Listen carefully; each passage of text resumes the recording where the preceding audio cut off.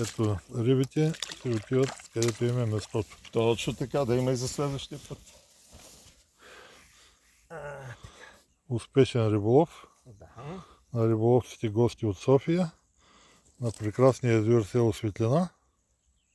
Точно така. Спортен риболов. След успешния риболов и снимки, шараните по живо и по здраво заминават в водоема.